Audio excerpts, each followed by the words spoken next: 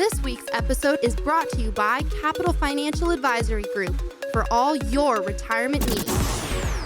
Broadcasting from coast to coast, it's the Financial Safari with your host, Coach Pete D'Arruda. You'll hear from some of the nation's top financial professionals. So stick around and find out how to make it through the jungle of the financial world, right here on the Financial Safari. Welcome back in, folks, to the Financial Safari. Got a special guest in studio today. His name is Mr. Phil Graham. I call him Dr. Phil. He likes that. Phil, welcome in. Hey, thanks, Coach. Tell people what you do in the financial world. Well, I've been in the industry for 23 years, and I work with some of the top financial advisors in the country. Have literally participated in right at $24 billion of protecting people's assets. That's with a B. With a B. That's a big one. It's a lot. And so now I focus on one very distinct issue that families have, and that's creating liquidity at death. Right. Because what most people don't realize is that they've saved this money, they've earmarked a piece of it for their family to use to cover all these expenses. Yep. But the reality of it is, it's just not available. So when someone passes away, it's never a fun time. Many times people have all their assets locked up, you're saying, right? Unless you have money hidden under the pillow, if it's in the bank, it's locked up. Exactly. So why is it locked up? Because that's something a lot of people don't realize. A lot of people assume when Dad dies, I can just go down to the bank and get $20,000 or $25,000 out to pay for his funeral. Well, let's talk about the tools that people have historically used or thought they were using. So, life insurance comes to mind. Yep. I'm a huge believer in life insurance. It's an amazing asset protection tool. It's a way to pass wealth. But it doesn't create liquidity because it requires a death certificate, which can take weeks, and then a claims process. So it's not available immediately when the family needs the money. Another solution people will bring to us is power of attorney. Right. My son or daughter has financial power of attorney, which I again think is a very valuable tool. But what most people don't realize, Coach, is that when you pass away, your power of attorney dies with you. A lot of people don't realize that. So say that again. I mean, what does that mean for the people listening? That's bad. When you pass away, whoever your financial power of attorney is, no longer has access to your money. That's when you need it the most. Correct. Okay. So then another option that people always tell us is they do set their accounts up with transfer on death or payable on death, POD, which on all your bank accounts, investment accounts, I highly recommend because it avoids probate. Great idea, by the way. Yes. I think you need that. Correct. But it requires a death certificate in order to actually transfer that money. So it's not available. Now, one that comes up a lot as well is, a revocable trust or a living trust. It's the same thing. Again, great planning tool from an estate planning perspective, has a lot of valuable things that it does.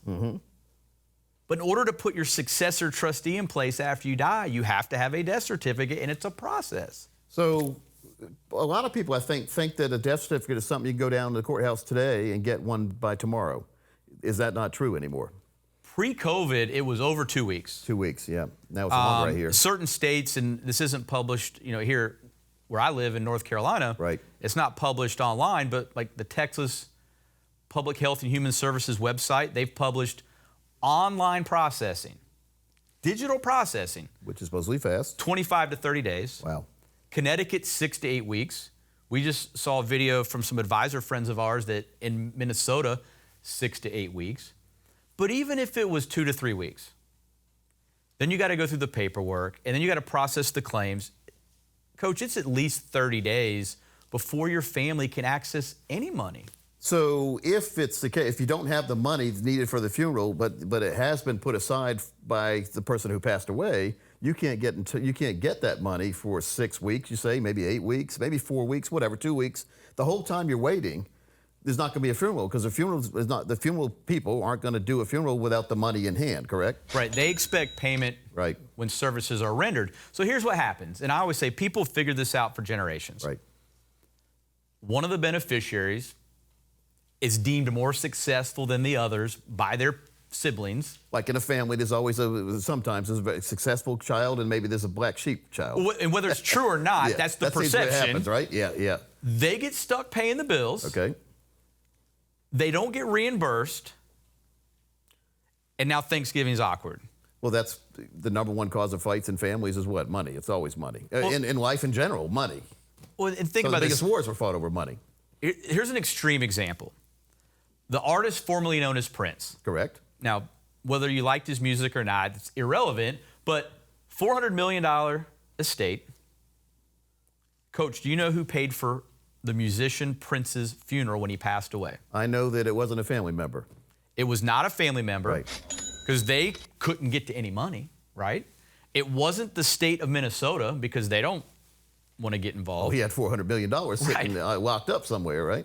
It was the family friend, actor and comedian George Lopez Pay for Prince's gave funeral. Prince's family $20,000 to bury him because they couldn't get to any money. So it wasn't an immaculate funeral then for $20,000. You would but at think least it was- Prince would have had this amazing Correct. But spectacle. the money was locked away.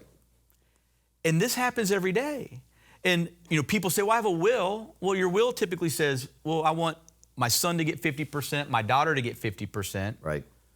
Well, if I put it on my Amex and my sister doesn't want to reimburse me, I didn't get 50-50 like mom intended. Yeah. I got 50-50 minus You paid 100%. the 100% I paid at the funeral. And so Yep. here's what we educate people on, Coach, is that it doesn't have to be that way because that causes stress, arguments, disagreements. Correct. And with the beneficiary liquidity plan, which is the tool that we use, what people love about it is they're not buying more inheritance. Because I think initially they think, well, what am I buying? Yeah. What is this going to cost me? Oh, absolutely. Well, you already have money. Right. We simply help you determine what's the minimum that your family's going to need to get through that first 30, 45, 60 days. The minimum. Yeah. We look at all your assets, figure out where it makes sense to allocate So it it's from. not just a funeral. That's a good point. So what if you're depending on that money that when Dad passes away and you can't get any of it, you needed to pay certain bills too, not just funeral bills. Well, travel expenses for family members. That's right. Celebration of life, property taxes. The executor's responsible for all these expenses. the tax bills keep coming even when someone passes away. Or what if you have rental properties or a small business or all these things? Like, there needs to be more money than just your funeral or cremation. Yeah. Just to make it easy for your family. And so we figure out what that minimum dollar amount is. Right. And it's different for every family. We look at the assets, figure out where we want to allocate it from. And I want people to visualize, we simply move it from the left pocket to the right pocket. So they're not making premium payments. They're not buying, if their family was going to get $500,000, they're not getting $500,000, $50,000. They get the same dollar amount whether you do a beneficiary liquidity plan or not. Right. So let's say this. Let's say that Dad has a thought about this, and he said, I don't want my family fighting over funeral expenses, and I want to make sure that they have expenses and money put aside to do things when I'm not here. And I realize that if I pass away, this money I have in my checking account that I have earmarked for my funeral, they're not going to be able to get a hold of. Correct. So what you're saying is just move it from the checking account to a special trust Right. that is payable as soon as you pass away without a death certificate. Correct. Yep. And so this isn't a loan. This isn't like some kind of bridge, but until you can get the money. Correct. This is Your money. your money available based on how we structure it. And the only states that require a death certificate are Indiana, Kentucky, Louisiana, and Massachusetts. So most every state, all we need is a signature from the funeral director, which we're all going to end up in front of a funeral director, Yeah. whether you're being cremated or buried. They sign off saying that you passed away. Well, they're looking right at you. Right, yeah, so they know. Yeah. Because people always ask me, well, Phil, if you don't need a death certificate, how do you know I died? Right. Well, we require a funeral director to sign off because we're all going to end up in front of a funeral director. Okay, so let's say Dad has $25,000 put aside for the funeral, and it's in his checking account, and he decides that he would want to do something like this. He wants to make sure the money is immediately liquid when he passes away. Right. What's the process and what's the cost for that? Well, the good news is it takes less than 10 minutes. Okay. Because it's already your money, and I think this is hard for people to really sink in. Because it's already your money, we don't even need a signature. Wow, okay. It can all be done over the phone, again, because it's still your money, and it's just a matter of getting some basic information, who the beneficiaries are, and then figuring out where we're going to allocate the money from. But in your example, we would simply just draft it out of that account into your beneficiary liquidity plan. It's now protected. It's set up, ready to go. We encourage people to let the kids know that this is put in place for them. Right. Because if they don't know you did it, yeah, then it's not. It didn't help. So it's really important we include the kids once everything's in place. We have our little green book of life that we give to our clients. It's over 100 pages of interactive questions, and that when you just write it, you have it in there. It's basically a treasure map for your family, showing you where your dad or mom put everything, so when you pass away, they know where it is. It's a treasure map, and so we recommend people write that in there too. Like you said, if people don't know it exists, it doesn't exist. All right, so someone puts $25,000 in, and then they pass away in a month. Does the family get $25,000, or they get less than that? The family will get $25,000 plus any interest that. So it's a plus, not a minus. It's a plus, not a minus. Okay, that's pretty cool. So I mean, we've looked at this. I have not seen a single drawback. Is there any mistakes or anything that someone could do the wrong way to do this? Well, what I always explain to people is that if anybody says, "Well, what's the catch?" Yeah. Well, it's irrevocable. Right. Once you do it, it's done. And that's one of the reasons why I talk about we only want to put the minimum in. Correct. Because once we put it in, you can't go get that money again until you die. But if you have it earmarked for your death anyway, then that's just going to, not only is going to be what you had earmarked, but it may be a little more, not a little less. Exactly. It makes a lot of sense. I mean, it takes a lot of worry out of what's going to happen next, and it gives you peace of mind, and it gives the family peace of mind knowing that everything's taken care of, and there aren't going to be any family fights over who's paying for what, because the money's already put aside to pay for it. And it was money they were going to inherit anyway. Yeah, so there they go. They get it a little sooner because they don't have to wait for the death certificate. So there's only two types of people, Coach, that don't need a beneficiary liquidity plan. Okay. People that have no money at all. Yep, okay. So their family's not going to get anything. Right. And people that don't like their beneficiaries.